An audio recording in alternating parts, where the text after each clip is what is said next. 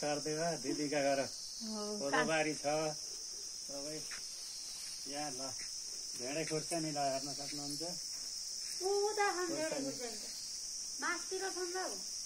काउली छन् आलु लाख मुला खान सबै छ माथिबाट राम्रो हुन्छ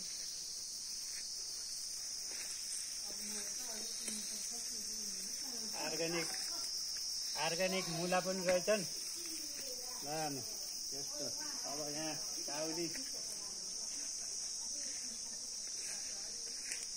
काउली पनि हुँदैछन् यहाँ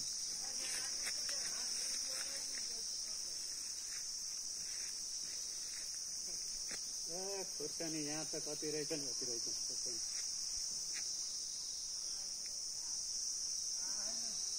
लटरम्मै फलेका खोर्सानीहरू हेर्नु पुरा खोर्सानी बारी जो छ यहाँ त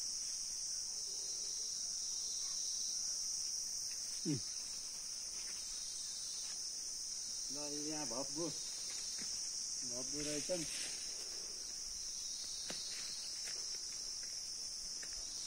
भयभरि भब्बु झर कति खाने होला हेर्नु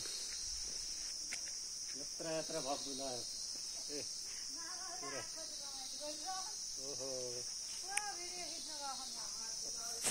के खाने हो यहाँ हेर्न सक्नुहुन्छ अब यहाँ अदुवाबारी अदुवा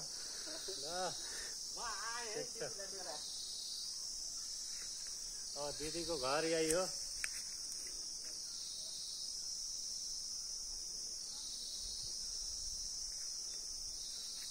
ल सबैलाई नमस्कार अहिले पाल्पा सरदेवा दिदीका घरबाट यहाँ पुरा तपाईलाई सुन्दर दृश्यहरू देखाइरहेको छु धन्यवाद सबैमा नमस्कार